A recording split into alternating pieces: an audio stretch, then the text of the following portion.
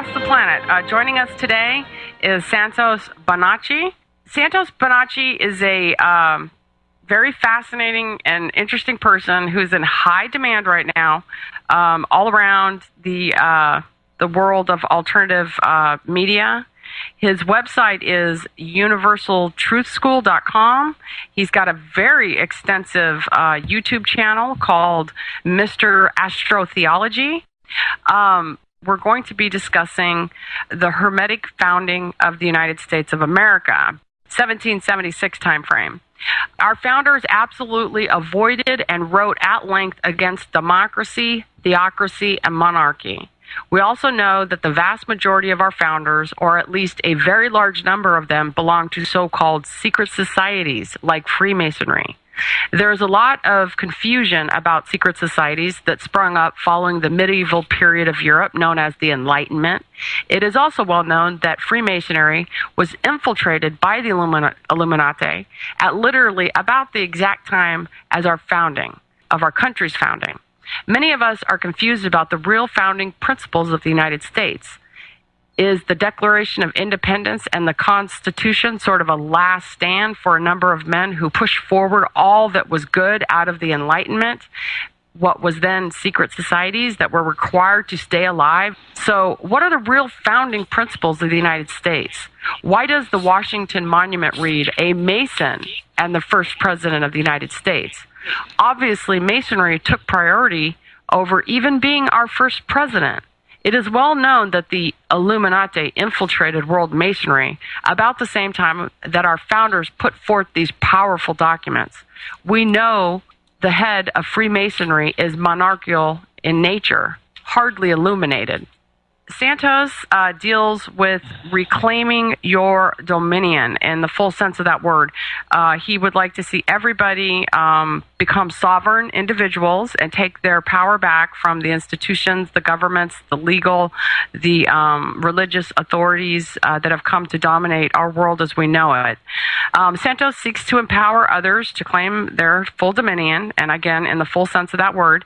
He has several very interesting presentations free for viewing on the topic of what he calls the holy science, the science of as above, so below, which he sees as the ancient science based on the workings of the solar system. Santos has many new and fascinating projects in the works that are just about guaranteed to blow the lid off our current paradigms of law, science, and religion. Santos aims to empower everyone not only to claim their dominion, but to become the glorious sovereign individuals we are meant to be. It's time to speak truth to power, and let's get on with creating the world we want to live in, focusing our energies on the already changing paradigms in law, science, and religion. Again, our first hour, we're going to be discussing the Hermetic founding of the United States of America. The second hour, we'll be covering the holy science, which is based on the workings of the solar system. So, welcome to the program, Santos. What are your thoughts on the Hermetic founding of the United States of America? Well, thank you very much. And we do have quite a bit of information about the founding fathers, and a lot of it is distorted. But certainly these men were illuminists, or they were hermetists, deists, and these people were fleeing from the religious authority of Europe. Or at least they were people who were opposed to the rulership, the so-called Christian rulership from Europe, you see. The pilgrims who came over to America, they were followed by the Puritans. And the pilgrims were mostly Hermetists.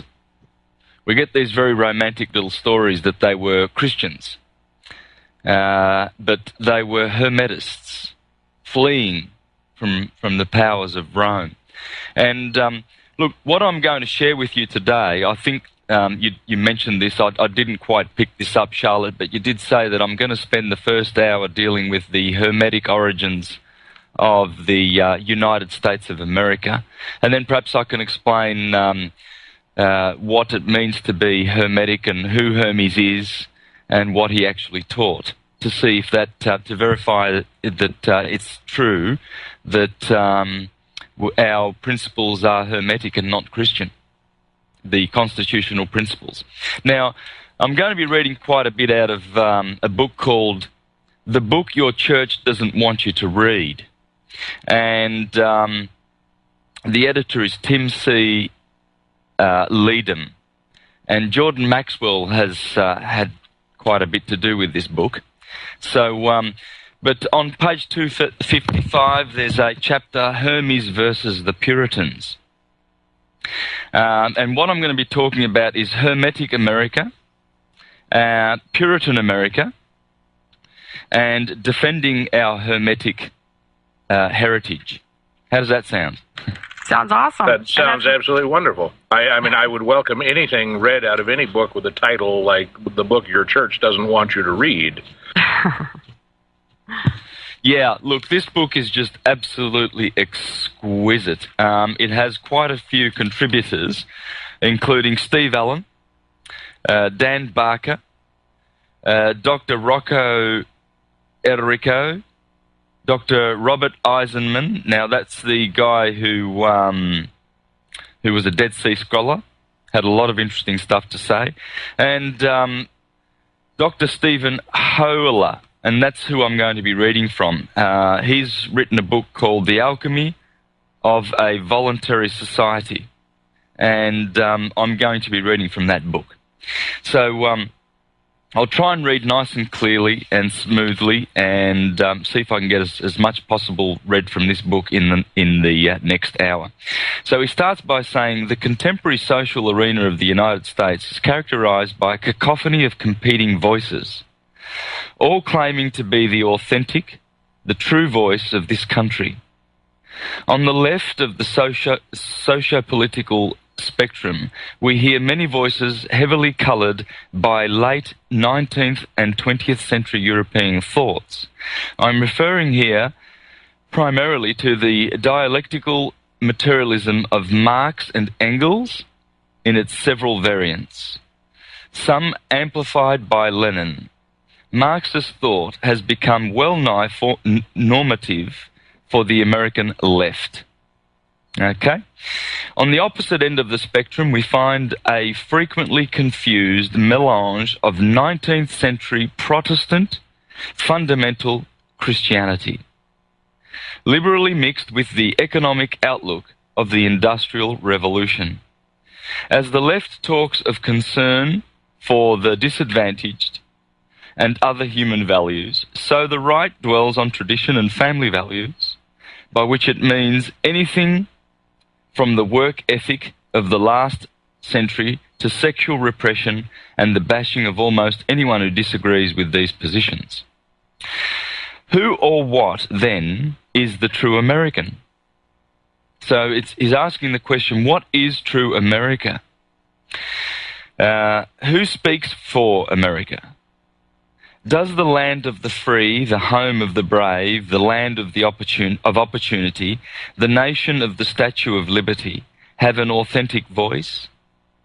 Or is the cacophony of voices we hear the only voice of this land and this culture? In my view, there are three Americas.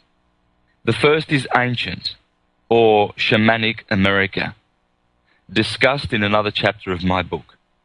The second is Hermetic America, and the third is Puritan America, which in most respects has acted as the opposing force to Hermetic America.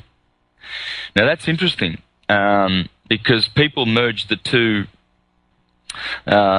groups, the Puritans and the Pilgrims, together, whereas this man, Stephen Hoeler, is saying that there's a Hermetic America and there's a Puritan America. So he reads further saying, to gain an understanding of Hermetic America, we need to go back a considerable distance in history to the Alexandrian period of late antiquity. At this time, the Greek god Hermes, son of Zeus, messenger of the gods and patron of communications and commerce, became fused archetypally with the god form of the Egyptian god Thoth, lord of mind, scribe of the gods, and patron of transformation. The result was the splendid mystery system of Gnosis, closely related in spirit to the schools of Christian Gnosticism. A large and deeply inspiring body of mystical literature came into existence, all attributed poetically to Hermes Thoth, and designed to facilitate the spiritual insight, transformation, and ultimate liberation of the human soul. Now let me pause there for a moment, if I may, because I'm going to elaborate this on the second hour as to the nature of the Hermetic wisdom. Hermes is the mind principle in Egypt, and it relates to the planet Mercury. Mercury is the closest planet to the Sun. Therefore, Mercury receives the light of the Sun first. And the ancients knew that this was the mind principle, the intellect. And that's what Mercury rules, you see. So, in Egypt, this body of literature called the Corpus Hermeticum deals with the liberating of the human soul. It's a science. It's based on pure science, you see. And many schools were founded on Hermetic wisdom. But this wisdom was so precious and so wonderful and respected that it was not given to, at all levels, it was not given to everybody. And so certain people would have to prove their desire to want to have this knowledge and to put themselves through an initiation process whereby they can go through different levels of this knowledge and prove their respect and love and honor for this wisdom and their responsibility to be able to act in harmony with the different levels of knowledge that they were acquiring. You see, so we have this beautiful esoteric wisdom school in the West, and I'm going to trace this wisdom school and its all its teachers right up until our modern day, from Hermes of ancient Egypt, and I'm going to show the lineage of great teachers who have been the exponents of Hermetic wisdom. So let me continue on then, establishing this Hermetic origin of America. The Hermetic Renaissance was in full swing when Columbus came to America. It flourished in England at the time of Elizabeth I, and thus the immediate ethnic and cultural parent country of North America became thoroughly Hermeticized. At the very time when England was beginning her colonial expansion in the world. Thus, Hermetic and Neo-Hermetic currents were rapidly transplanted from England to America and were frequently reinforced by the emigration to the New World of European esoterists of a Hermetic orientation, such as German Rosicrucians from Central Europe, from Lord Francis Bacon, the Elizabethan scholar and Hermetic wise man, to Johannes Kepler, the German astronomer and wizard, and beyond. Esoteric influences, largely of Hermetic origin, were brought to bear on the newly founded colonies of North America. By the time of the American Revolution, the Hermetic Renaissance was fused to a considerable extent with the originally French movement of the Enlightenment. Thus, the normative leadership of the American Revolution, particularly its intellectual wing, led and exemplified by Benjamin Franklin, was thoroughly imbued with the spirit of the Hermetic Enlightenment. The founders of the American Republic proceeded to create a modern government, hitherto unheard of in history, a republic founded on the philosophy of Hermetic Enlightenment, and expounded on the philosophy, and expressing with certain modifications made necessary by the different historical era, the wisdom of the Corpus Hermeticum and other Hermetic books. And I'm afraid I'm going to have to ask you to hold that thought because we have a break coming up here. Got to go pay the bills. We'll be right back with more with our fascinating guest here on Ron Paul Revolution Radio on American Freedom Radio.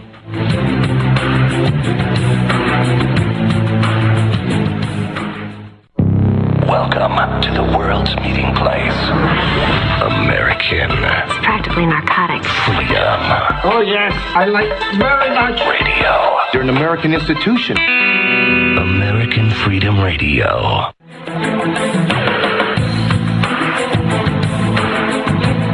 Welcome back to Ron Paul Revolution Radio. I'm Rossi. And I'm Brocki.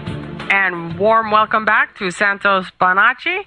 I'd like to go ahead and plug your website. It's universaltruthschool.com. And for those of you in the listening audience, you can catch up with Santos on YouTube. He's got a very extensive YouTube channel. It's Mr. Astrotheology. And but today we're taking the first hour to explore the Hermetic founding of the United States of America. I mean, why is it that on the bust of Washington it says a Mason and the first president of the United States in that order? So you were reading from the book. Was it the one the church doesn't want you to read? The book your church doesn't want you to read, Santos? Yes, exactly. The book your church doesn't want you to read, and I'm reading Stephen Hoeller. I hope I'm saying that correctly. It's spelled Hoeller. So I imagine that's spelled Hoeller. Nevertheless, yeah. Now, I just read the first portion of this little article. There's about 9 pages here. I'm going to skip to Hermetic America and just read a few excerpts there because I think we might run out of time. And people can purchase the book. It's a great book. There's many different little articles in there. It is an absolutely exquisite book, and I do recommend that everybody reads this book. The book your church does not want you to read. Now, I'm going to now read under the subheading of Hermetic America, and then I'm going to go to Puritan America and explain the difference, and then defending our Hermetic heritage. It's so important that America realizes and understands the true origin of the constitutional republic of the United States of America. Now, that's totally separate from the corporation, the democracy-based corporation, which is the United States, founded in the 1870s and with its capital in Washington, D.C. So the constitutional republic of the United States of America, that's the constitution, that's the republic, that's the country, whereas the United States is a corporation, and Barack Obama is the president of that particular corporation. It's not the country. It's just the biggest corporation in the world. Whereas the true president of the United States of America, that would be Abraham Lincoln. He still is the true president of the United States of America. So Barack Obama is not the true president of the country. He's the president of the United States. So, I'm reading from the Hermetic America portion. It says, the first of the important principles brought into the fabric of the new Commonwealth from the Hermetic Enlightenment was the separation of church and state. This principle was unheard of in any part of the world or in any government at the time of the founding of the United States. Under the Constitution, no longer was there any established faith. By law, the government completely disengaged itself from the business of religion. The most that religious minorities could expect from other governments up to this time was tolerance. This meant that while maintaining an official established state religion, the authorities would nevertheless patiently endure the exercise of a different religion on the part of some. The prototype of tolerant monarchs was no doubt Frederick the Great, who uttered the famous words, "Let everyone be saved under his own fashion." but who still maintained the established Lutheran Church of Prussia. The founders of the American Republic clearly went beyond that. Popularly advanced theory accounting for the separation of church and state in America is that since there were several religions present and flourishing in the colonies, it was best to make religion a private matter and thus diffuse potential sectarian dissension. However, in view of the Hermetic influences that were brought to bear on the founders, it might be assumed that this was not the only reason for their attitude. The Hermetic Enlightenment was, as a whole, was not interested merely in the absence of religious strife. Rather, it felt that there was something profoundly wrong with the theologies of all existing religious denominations in the culture, and that for this reason none of them ought to be supported. The issue was not that one did not know which of the religions was right, but rather that one knew, or at least suspected, that all of them were wrong. One of the major disagreements between the Hermetic Enlightenment on the one hand and the various denominations of Christianity and Judaism on the other concerned the God concept. All denominations of Christendom at the time, as well as followers of Judaism, were adherents of theism, a belief in a personal God, creator, maintainer, and judge of the world, who is personally involved in the management of creation at every moment of time. In the eyes of the Hermetic thinkers of the Enlightenment, this concept had shown itself to have not only theoretical flaws, but also to be responsible for certain practical ills, such as the divine right of rulers, the presence of religious law within the fabric of society, and many more. If God was actively involved in the affairs of the world and of humans, it was easy to envision that this same God instituted the existing governmental and social structure, and that the state ought to enforce God's ordinances in order to please him. By their separation of church and state, we can infer that the founders of the United States were not in favor of such a God.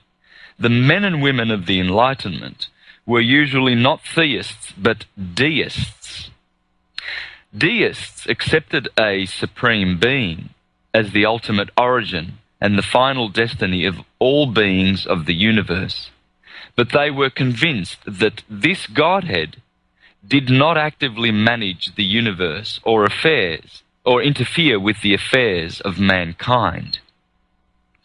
Theirs was the alien God of the Hermeticists, the Gnostics, also known at times as Deus absconditus, the God who has gone away.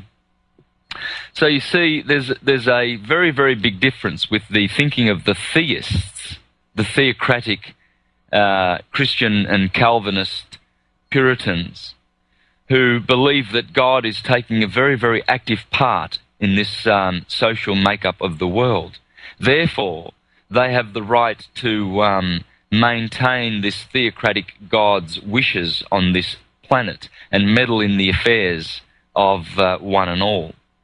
Whereas the Hermetists were teaching that God, the supreme God, whilst we all are bound and destined to return to that cause, that God, the deist, Deus, he does not interfere in the affairs of mankind.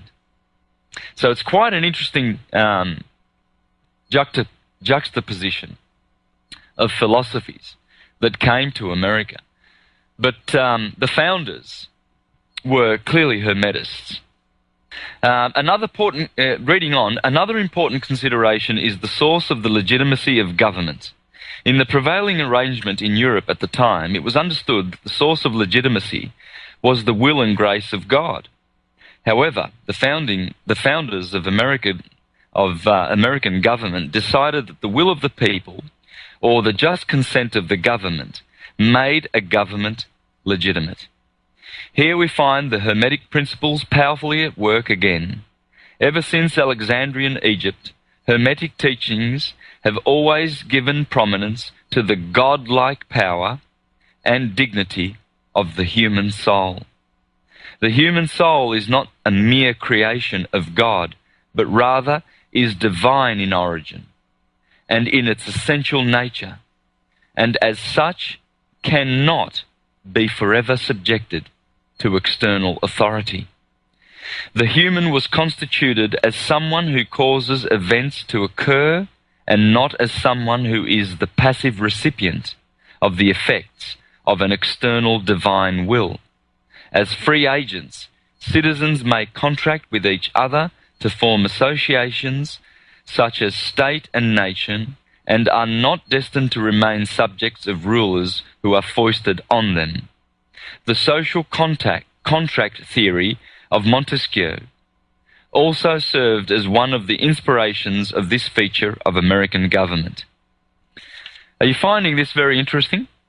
Well, extremely. I note that, for example, Christopher Hitchens, someone even more extreme than I am, has said that he, and an extreme proponent of liberty as well, has said that he can get along with the deist, whereas not with the theist. I share the same view. Yes. And I've written down so far Hermetica Enlightenment. Number one, separation of church and state. And second was the just consent of the governed, not the will or grace of God. These are huge philosophical differences. There's a big difference. One is freedom and one is slavery. And I've proven this in my videos. I've prepared a lot of well-researched videos where I have proven beyond all doubt that there are two systems. The theocratic system where they teach, the theist system where they teach that God intervenes, is an interventionalist. He's a God who takes a very, very active part in this world, and he does that through his appointed, faithful and discreet slave, these governing bodies, self-appointed men, basically, who run all the 30,000 Christian denominations on this planet. The governing body of the Jehovah's Witnesses, they have their particular brand of Christianity and mind control. The governing bodies of the Baptists, the governing bodies of the Mormons, they are all different. They all have their own peculiar, patented, if you like, brand of Christianity where they interpret the scriptures, and all the people that belong to that church are believing that they are the only ones saved. It's elitism and slavery and mind control at its best. You see, the principles of Christianity come from Hermeticism. And I'm going to prove this in the second hour. I'm going to give enough evidence to prove that we have an ancient and wonderful Prisca Theologia, an ancient theology that was given to us and bequeathed to us by a very, very kind and well-informed priesthood that gave us this theology, which was based on science, pure science. And it's the science of the liberation of the soul and the spirit from physical incarnation. And that's all it is. It's our religion. And it's in there, it's hiding in the Bible, but it's been misinterpreted and misrepresented by church goers. And this is deliberate, because if they can do this, the powers that be, the elite, through their instruments, their controlling instruments, the religions of the world, they can control mankind.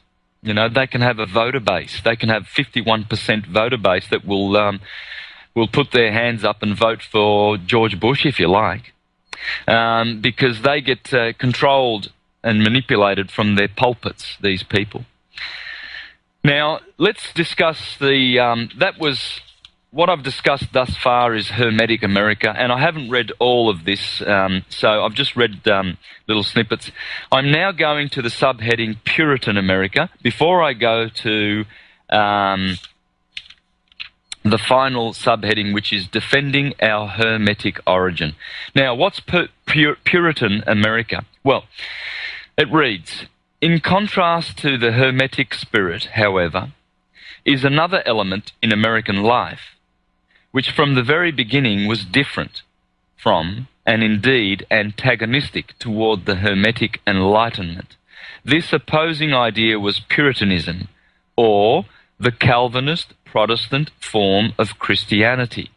In many ways, Puritanism became an entire lifestyle, a powerful force influencing public life throughout American history.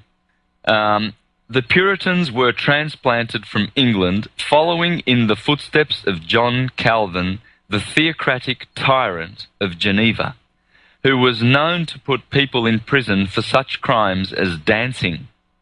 You see what I was talking about before about freedom and enslavement? You see these Puritan Christian churchgoer types who are happy to kill you if you dance.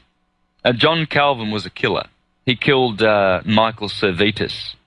Michael Servetus was basically a Christian / Gnostic / Hermetist. And he was murdered by John Calvin.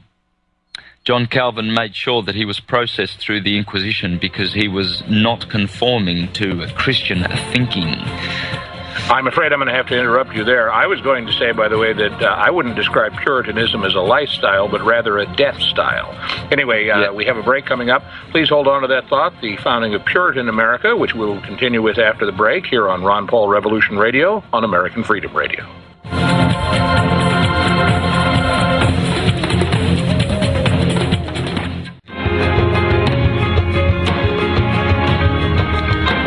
Welcome back to Ron Paul Revolution Radio. I'm Rossi. And I'm Brocki. And I just wanted to clarify for the listening audience that Rossi and Brocki are 100% grassroots. We are not associated with RevPAC or Ron Paul's official campaign in any way. We are just people of the grassroots volunteering our time to further the cause of a great defender of the constitutional republic, Ron Paul.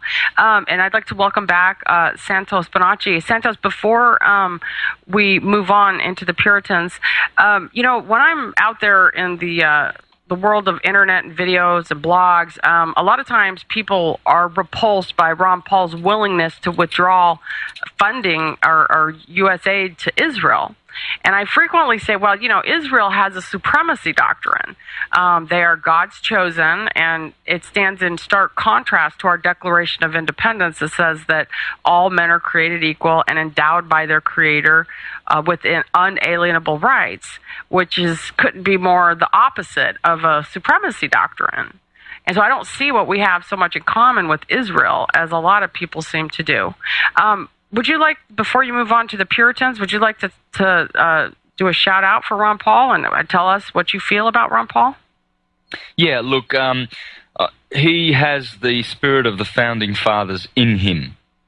He knows and understands what a constitutional republic really means as opposed to democracy and the corporation, the fascist oligarchic corporation that has overtaken America. Unfortunately, the land that was free. I should mention here, by the way, that our guest is being 100% accurate. The word fascism is defined as corporations in close cooperation with government. That was how our dear Italian dictator Benito Mussolini got the trains to run on time. He jumped in bed with the corporations. That's a very bad form of government. Yeah, it's fascism. It's out and out fascism. And if you need proof of that, just have a look at the I think it's your Congress. You'll see the fasci of Rome, the two massive big fasci of Rome sitting there in your is it the Senate or the Congress? I'm not sure how your government works there, but you'll see when the speakers get up to speak, you'll see behind them and by the side of the American military flag, you will see the fasci. That's telling you. It was also on the back of our 10-cent piece here for almost a century. Yeah, well, in Latin. Sorry. I was just going to say that corresponds with the corporate takeover around 1870s, like we were discussing. Exactly. You see, so it's a counterfeit. It has been laid in juxtaposition to this republic. And Benjamin Franklin did say, we give you a republic if you can hang on to it. Well, Rome, he knew what he was saying. He knew that he was saying, you won't be able to hang on to it because Rome's a coming. The Calvinists and the Puritans and the theocratic types, the theists, the people who want to subject you to their God, their fictional creation that they have made, their Humpty Dumpty God in the sky that they've created, their personal saviour, this interventionalist who comes in and, whoops, I'm going to destroy Sodom and Gomorrah, I'm going to bring about a flood, I'm going to bring Armageddon. This creation, this is an absolute fiction, and I've proven this.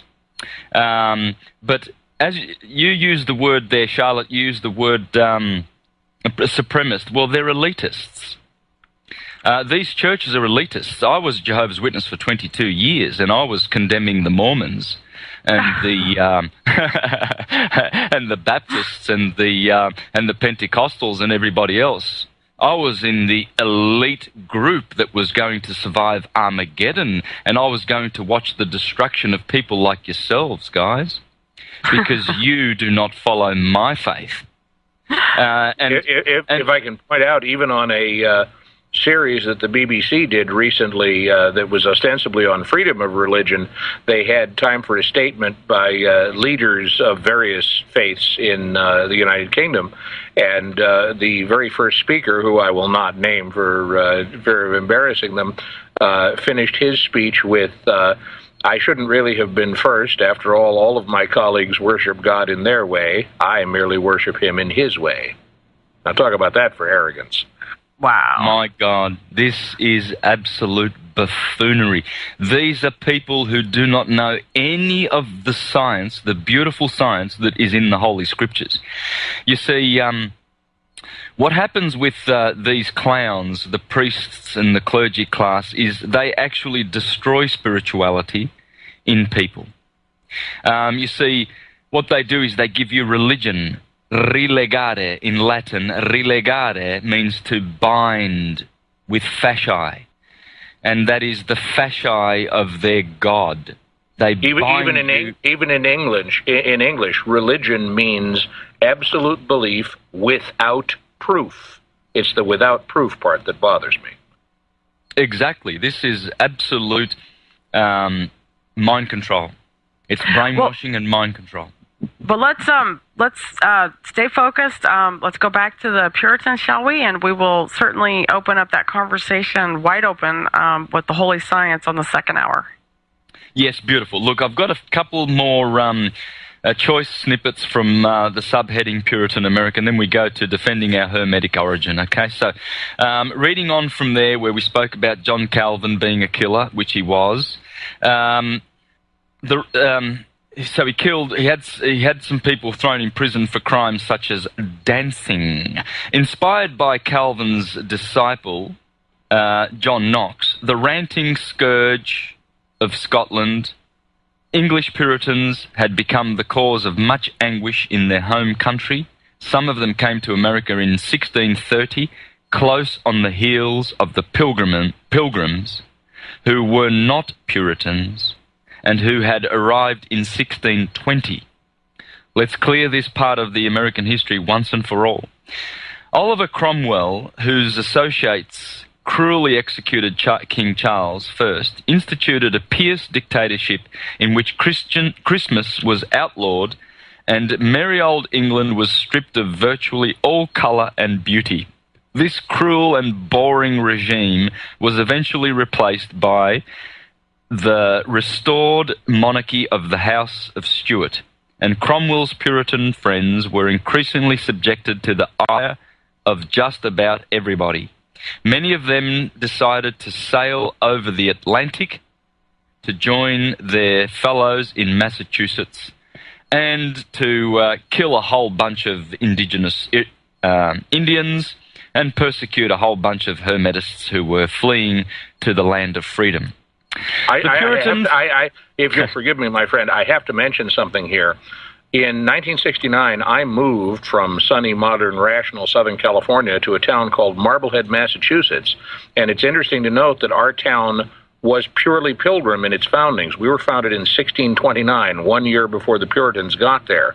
And the difference in our town charter and what we did is night and day. I tell you from personal experience, just for example, and here's a very telling one, of all the treaties that were signed between the indigenous North American peoples, the Indians as they were called at that time, and the white man, there is exactly one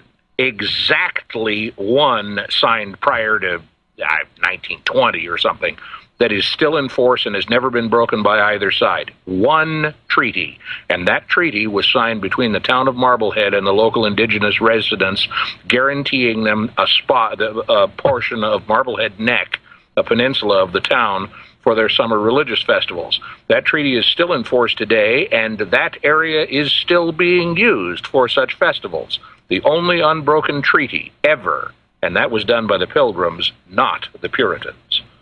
Yeah, lovely. Well said. Yeah, there's a lot of evidence to support all this. There's no doubt about that.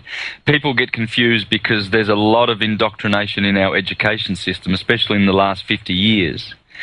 And especially since the Federal Reserve and the Vatican has run the country. They make sure that people's minds are poisoned and confused about the true history of America. The Hermetists did not kill a soul. They would never kill a soul. They are enlightened human beings. The killers were the supremacists, the elitists who had to chop off the heads of unbelievers, and that they did. That they did. America is a land that has been filled with much shed blood from these corporate Christian churches. That's who. I don't mean to steer us off course, but I've made an observation with the judicial system and a number of innocent people that are in prison, and the way it's almost like an inquisition, because a prosecuting attorney has what's called prosecutorial immunity. So let's say a wrongful, evil prosecutor knowingly puts an innocent person in jail. There's no recourse. There's no redress. And that's tantamount to the Inquisition in our own legal system today. Yeah, it is the Inquisition. It's absolutely right. We only have a little bit more before the break, but those observations. I should mention that Ron Paul has changed exactly one position in all of his years in public life. He's changed one, just one. And that single position was that he would support the death penalty back in the 1970s, but he's thoroughly backed away from that position now, and there's a reason. Because in between whiles, he discovered how many innocent people were sitting on death row and in prison. When DNA evidence became available, what was it, 76% of the inmates on New York's death row were proved innocent? I mean, what kind of a system is that? Anyway, we do have a break coming up, so we'll be right back with more of our fascinating guest here on Ron Paul Revolution Radio on American Freedom Radio.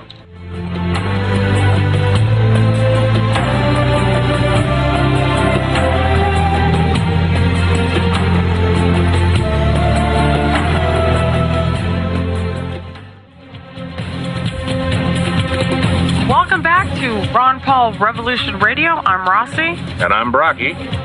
And a warm welcome back to Santos Bonacci. I'd like to give out your website, sir. It's universaltruthschool.com. Ladies and gentlemen, catch him at YouTube at username Mr. Astrotheology. Brocki, do you have something to say quickly? Well, my wife was also on me to finish the justification. When they found that 75 or 76% or whatever it was of those death row inmates were innocent, those people were the only ones for whom DNA evidence was available. So, I mean, they could have all been innocent. It doesn't, that's a really telling thing when the only ones you can test are all innocent. That's a horrible indictment of our judicial system. And she also mentioned something else that we should mention to all the listening audience. You, as a member of a jury, have the power to acquit no matter what the law says. And that power is inherent in our republic and, in fact, in all the nations ruled by common law, which includes Australia. And those are shining moments when you acquit in spite of the law. And thank you, Santos Bonacci, for joining us. It's very early in the morning for you, so thank you. Yeah, my pleasure. Okay. Well, just I would just like to sum up then what I was talking about with Puritan America. So we see there this situation where the Puritans have got a massive, strong foothold in the country. And look, I'm going to leave off from reading the beautiful, choice little snippets there, and I can probably include them in a subsequent interview. But under the heading of Defending Our Hermetic Heritage, it reads, will the Hermetic vision prevail, or will the encroachments of an archaic, unconscious religiosity and of a gravely flawed worldview and lifestyle based on them drive the American people and culture farther and farther away from the goals envisaged by the founders of this nation? Finally, we need to take our stand and begin vigilantly to sift the Hermetic wheat from the Puritan chaff in contemporary public life.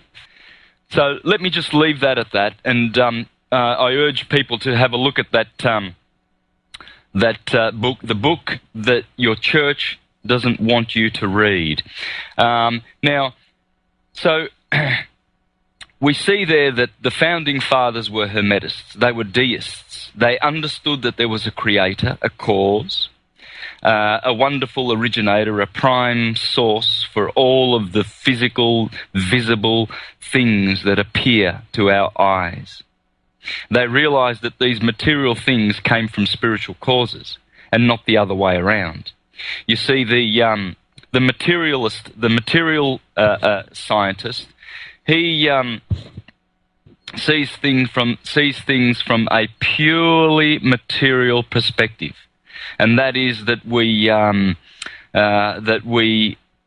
are pure physical, cellular, molecular, evolved bodies, which then developed side effects as thinking and heart and emotions and all of these other things, whereas the Hermetists taught that it was the other way around. Our origin is from above.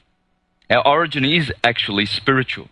But you see, what the churches do is they destroy this spirituality. Now, and they give you religion, relegare, to tie you up in Latin. Now, what is Hermeticism? Well, it is the teaching of the soul, of the science of as above, so below.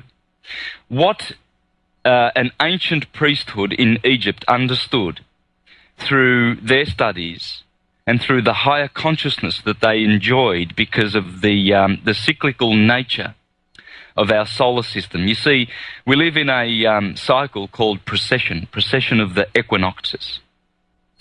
And this forms a major part of the science of as above, so below. And what happens is our consciousness goes up and down, up and down. And we go through certain ages, and they are contrasted by the elements of gold, silver, bronze, and iron. When we are in the golden age, we enjoy ethereal consciousness. We are fully conscious. We have all of our 360 senses activated, and we have all our psychic powers and all of our spiritual powers. We are very, very powerful divine creatures, and we've enjoyed these powers on this earth. And the results and the evidence of this is the beautiful megalithic monuments that have been left to us by these wise and wonderful conscious beings that were on this earth thousands of years ago. The Great Pyramid is a great evidence of this. We could never reproduce that, even with all the technology that we have today. So we know that consciousness goes up and down, pretty much like we have day and night. During the day, we are fully conscious. We can see everything. We can see all the objects, and we walk around and we indulge in conscious external activity. Whereas when we go to sleep at night, we go subconscious or unconscious. And you see, this is what's happening in the 24,000 year cycle of precession. We awaken, we go to sleep. Spiritually, we awaken, we go to sleep. The same thing happens with summer and winter. The earth awakens with fruits and flowers and vegetables and all sorts of wonderful food to sustain mankind by virtue and grace of the power of the electric sun. But when that sun seems to fade and wither and decline and recede in the winter months, there appears to be a death that visits the land. If you don't have stored food in your pantries, you could potentially not survive the winter. And the sun appears to leave us and abandon us to the cold, merciless season of winter in which most people die, especially elderly and sick people. So we have these three cycles, day and night, and the ancients were afraid of the night because most tragedy befell humans at night. Dangerous animals would come out of the forest and prey on helpless victims at night. Winter is the same. The snow, the merciless snow, has killed many, many, many people.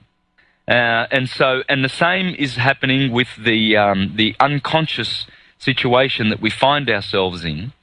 The ancients were kind enough to leave hieroglyphs and messages and symbols on their monuments in Egypt, which deal purely and solely on the holy science. All those hieroglyphs, by the way, hieroglyphs means holy writing, they are all there to survive the ravages of time, so that one day when returning conscious mankind would come back to their senses and receive the lost consciousness that they had in the Golden Age, they would be able to read these symbols on the monuments and they would be able to return to their most holy and wonderful religion/science.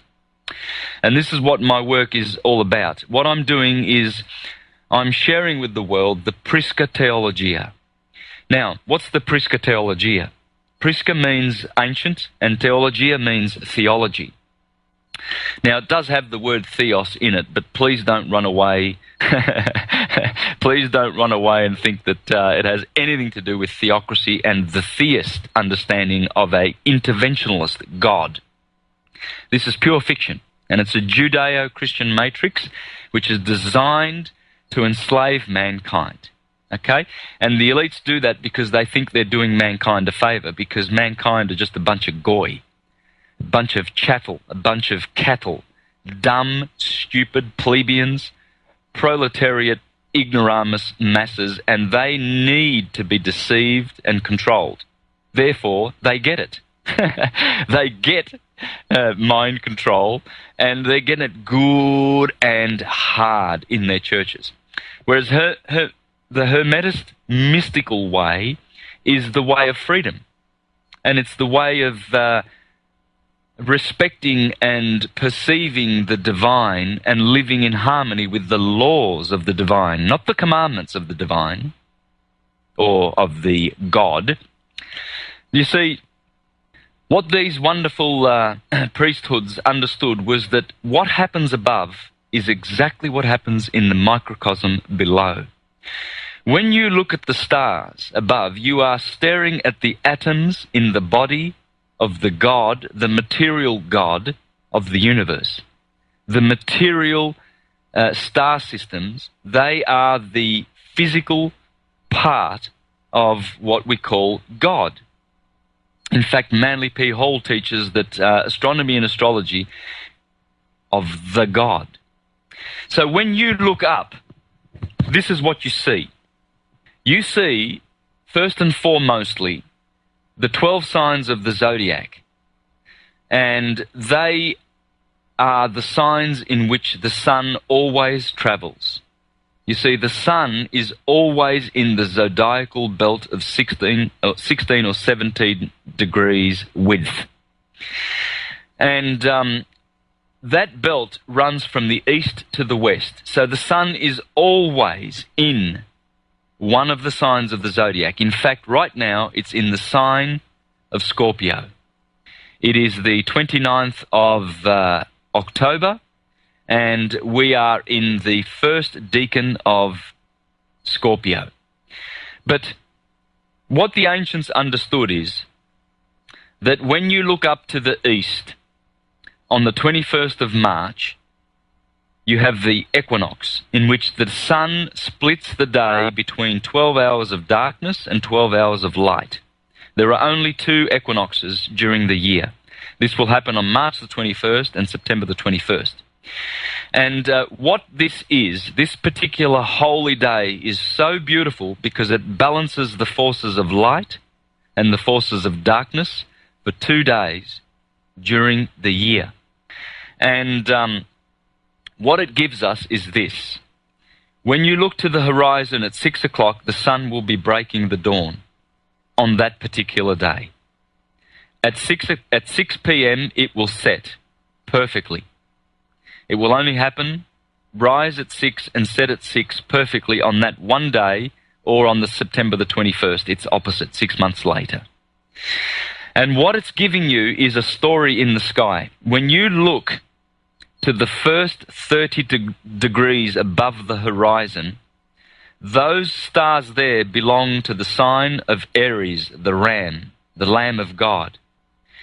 The next 30 degrees portion of the sky belongs to Taurus, the next to Gemini, and there you have the first quadrant, from the horizon of the sunset to directly above your head, midday. There's the first 90 degree slice of the pie, which is ruled by the spring months of March, April, and May, and the 3 zodiacal signs of Aries, Taurus, and Gemini. Then begin Cancer, Leo, and Virgo, and that brings you to the sunset. Those 6 signs are the signs of light. They sit above the horizon. They correspond to the light, the day portion of the day. The signs below the horizon are these: Libra, Scorpio, and Sagittarius, Capricorn, Aquarius, and Pisces, all in order. Now, the ancients knew that in the microcosm, in the human body, we have the same format. Aries is in the head. The top of your head begins at March the 21st, the equinox. And that is the top of the head, the brain, is ruled by Aries. The bottom of the head is ruled by Taurus, the mouth and the neck. Then Gemini, the twins, rule the 2 arms, the twins, and the 2 lungs. That's the first quadrant. That's the spring part of the body. Then Cancer is the chest, Leo is the heart, Virgo is the belly. That's the top part of the body. That corresponds to the signs that are above the horizon. Then below the horizon is Libra, which corresponds to the kidneys. The 2 kidneys are the 2 scales of Libra. Then Scorpio is the generative area of the body. Sagittarius is the thighs. Capricorn is the knees and the skeletal part of the body, which Capricorn rules. Aquarius is the shins and the blood circulation. Pisces, the 2 fish, are the 2 feet. The ancients knew that we have a perfect cause and effect correspondence. And this is one of the Hermetic principles of the 7 principles of Hermes, which is the principle of correspondence, which is the correspondence of as above, so below. This is the greatest of all the Hermetic teachings, as above, so below. So what happens is this beautiful as a science, and as I said, this corresponds with the day and the year. You see, where the sun rises at 6 a.m., Aries, the sign of the Lamb, this also corresponds to March the 21st. So 6 a.m. is pinned to March the 21st. these two cycles. So you see that summer begins, or spring and summer begins at March the 21st, and as the sun goes up to the Tropic of Cancer on June the 21st, you have the longest day. So you can understand that this is the beautiful light photosynthesis portion of the year. Spring and summer are the signs that return and rejuvenate the earth with vitality and life and fruits and abundance. And I'll leave it at there. We'll take a break. I can hear the music coming, and then we'll go on and see how this law of correspondence has to do with our lives, our personal lives. You're absolutely right. We'll be right back with more of our fascinating guests, Santos Bonacci on Ron Paul Revolution Radio here on American Freedom Radio.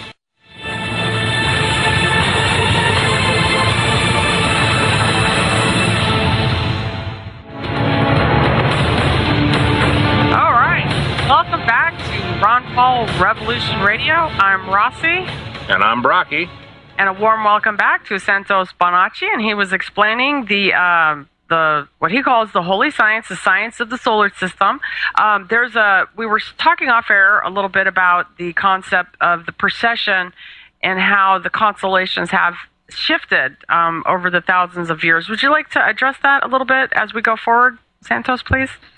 Yes. Now, one of the main reasons why astrology is attacked and poo-pooed by the religionists and the academic world, they treat it as a pseudo-science, you see, and the religions write it off as from the devil. It cannot benefit mankind. It is from the devil. Well, one of the reasons they say this is they refer to the fact that the constellations have actually slipped out of their places. For instance, you see, the sun is not rising in the sign of Aries as it has been for 2,000 years prior to the age of Pisces. It is now rising in the age of Pisces at the equinox, you see. So on March the 21st, instead of having Aries, the sun in Aries, the sun is now in Pisces. It's 30 degrees removed. It has slipped out of position. So people saying, well, you know, if you're born on March the 26th, for instance, you are no longer an Arian, you are Piscean. Well, no, you are still an Arian, and you still have the traits of an Arian. You still have the fire sign traits. You still are born under that particular sign, because as I have explained on one of my videos, I've explained this thoroughly so that people can understand why astrology is not to be discredited because of the slippage of precession. And in order to understand this, one should read the works of Thomas H. Burgoyne. Thomas H. Burgoyne, and in particular the books The Light of Egypt, The Science of the Soul and the Stars, Volume 1 and Volume 2, and also another book which is called Celestial Dynamics. In there, Thomas Burgoyne explains that it's the angle of the rays of the sun which cause the effects on this earth. It's the solar system. It is solar-centered, solar system-centered science. It has nothing to do with the stars' position in the skies.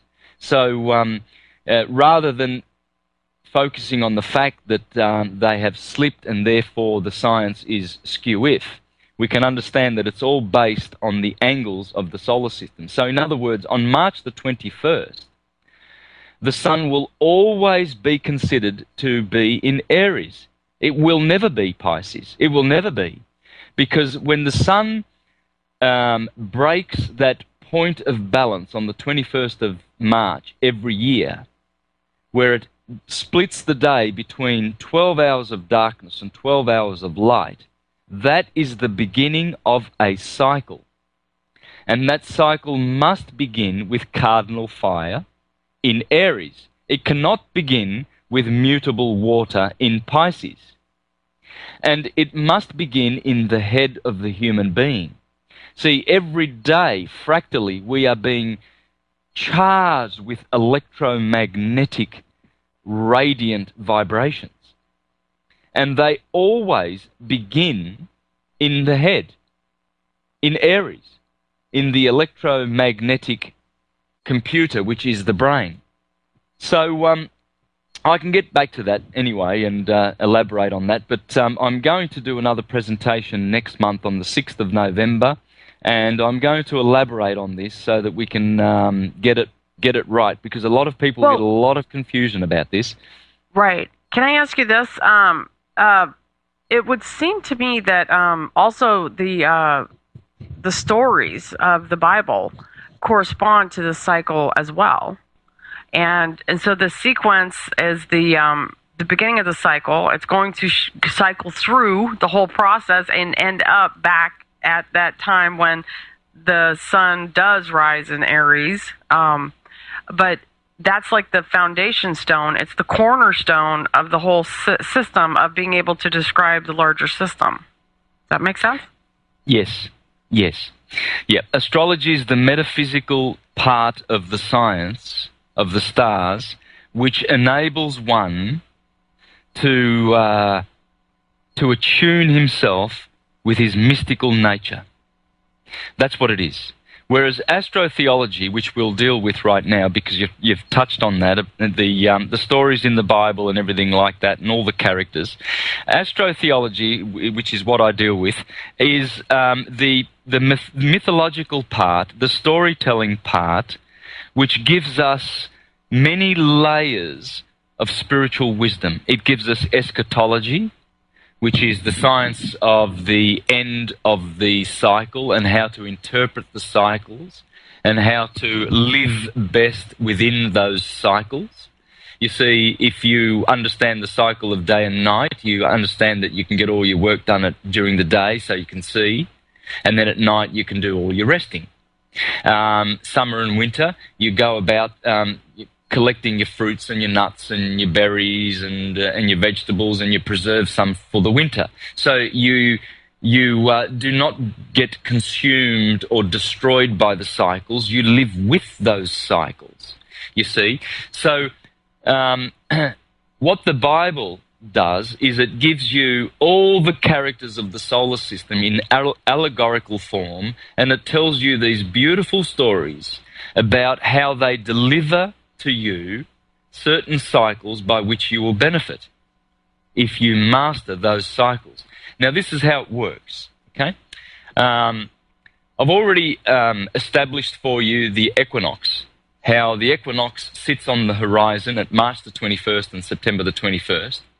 The solstices, if you draw a circle in front on a piece of paper in front of your eyes, and you draw horizontally a line dissecting the two hemispheres, you will have the equator.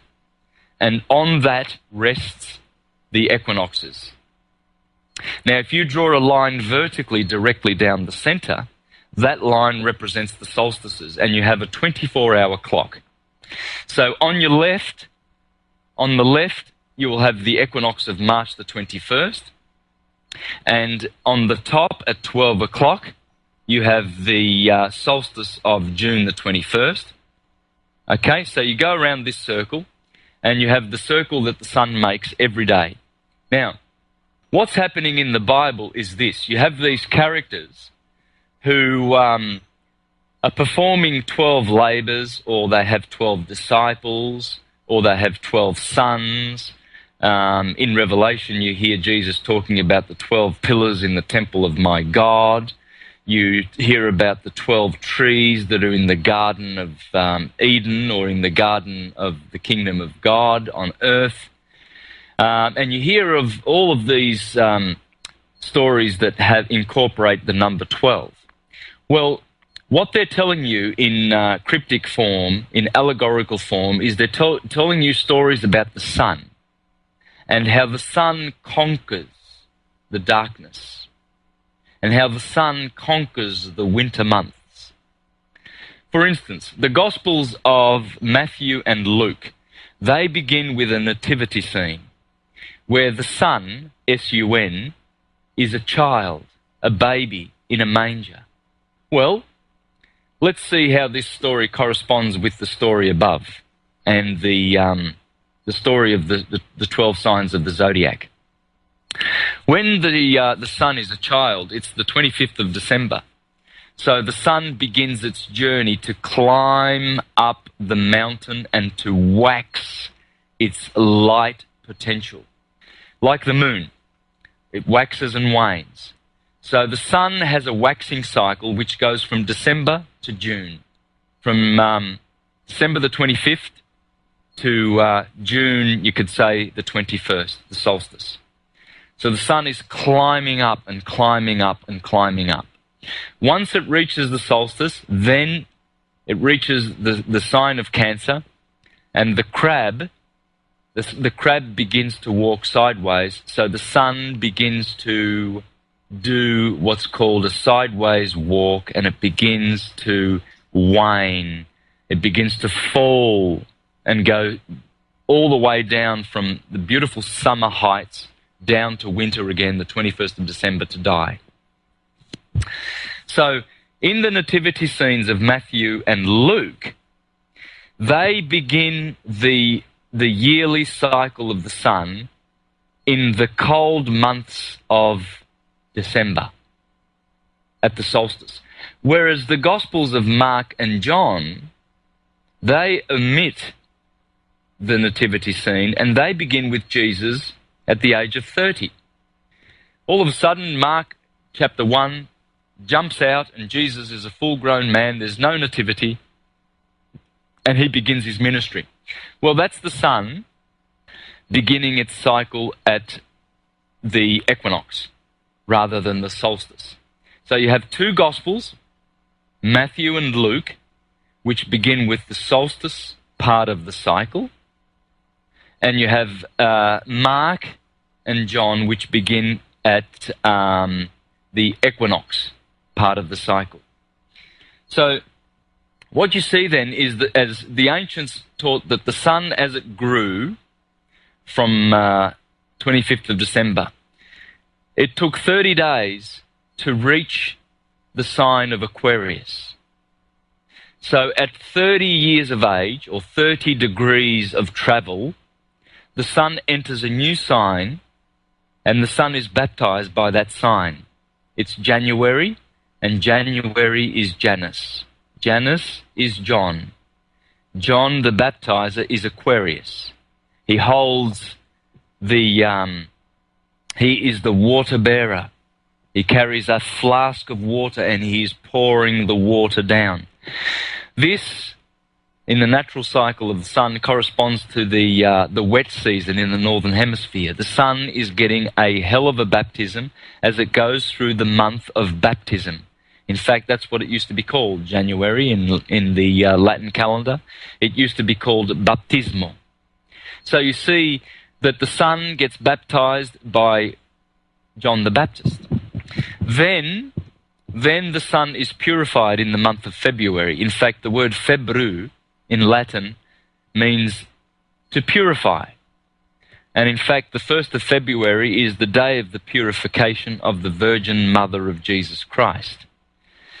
And because this is the month where the sun is growing in its light force, and the days are lengthening. So in February, the festival or the season of Lent begins. There's 40 days of Lent. Lent is a word which is short for lengthen. And this is because the days are lengthening, but still the sun has not conquered. The sun must conquer once it reaches the 21st of March, you see. And until such time, it is in the wilderness. This is why Jesus, immediately after being baptized, goes into the wilderness for 40 days. This corresponds to the 40 days of Lent, in which Christians down below are eating fish, because February is Pisces. And Pisces is the season of fish and the fishing season. Therefore, Christians are admonished to eat fish because the Lord Jesus Christ in the heavens, the sun, is in the sign of the fish. So already in just one quadrant, we see much of the gospel story unfolding. You see the baptism, you see the eating of the fish and the lengthening of the days, the season of Lent and the 40 days of wilderness, that Jesus is in the wilderness. Then, of course, Jesus turns from the wilderness and begins his ministry. And the first thing that happens is Jesus is declared as the Lamb of God that takes away the sin of the world. And John the Baptist declares this because the sun now has entered into the sign of Aries. And, of course, as I said, when the sun enters the sign of Aries, this is the sign of forgiveness, because now the days are longer and the nights are shorter. So the Lamb of God, which introduces the longer days every year, has been given the designation as the Lamb of God that takes away the sin of the world. Because the sin of the world is the 6 months of winter in which the sun was suffering. Its rays were afflicted. They were afflicted and short, and therefore mankind suffered. But now the return is in the sign of Aries, therefore the Lamb of the God that takes away the sin of the world. And you provide me with the perfect breaking point. We do have a break coming up, but we'll be back with more of our fascinating guest here on Ron Paul Revolution Radio on American Freedom Radio.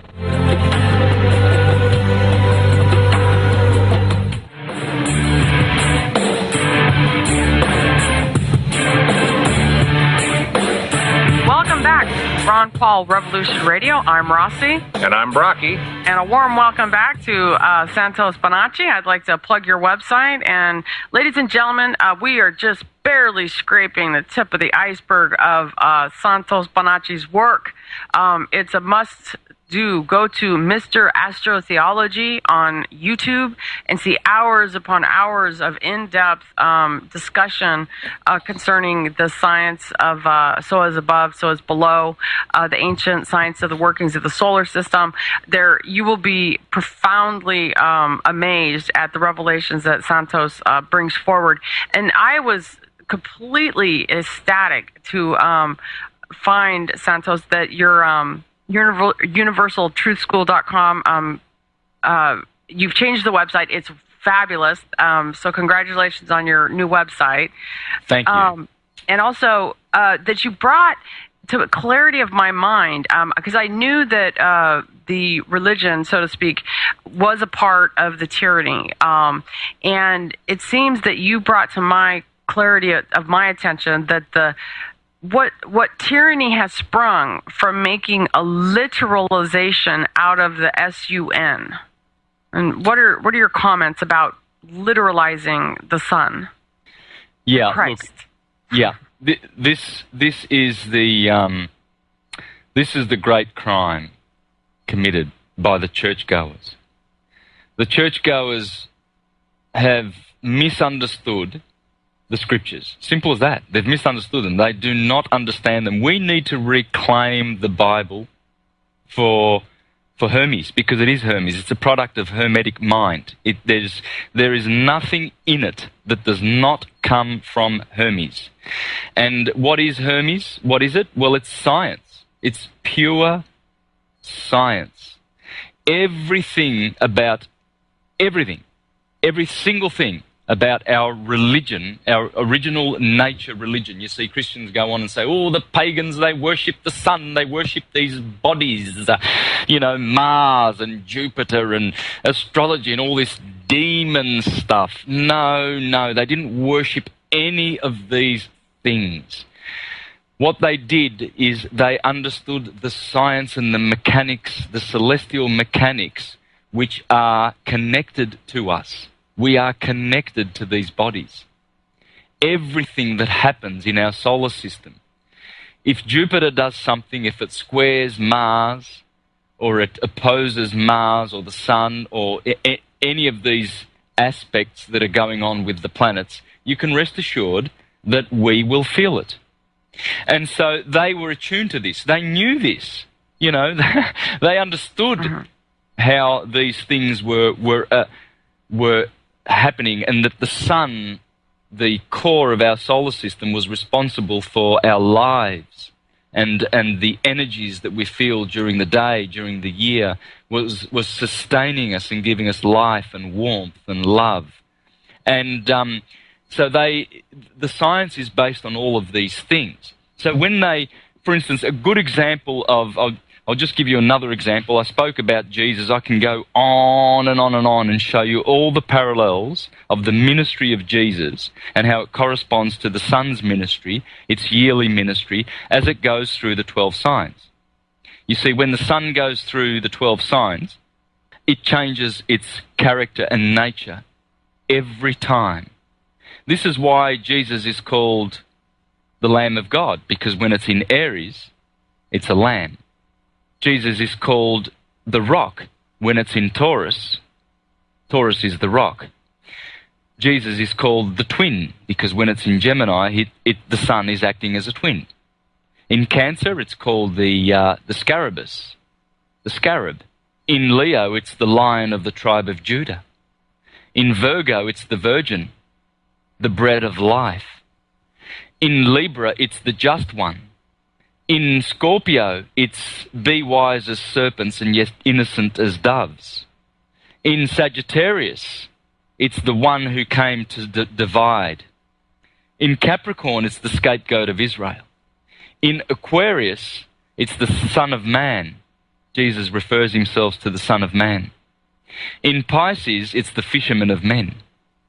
So these are all names and titles of the Son, which are all and they're all applicable to the very same biblical Jesus, just like Hercules.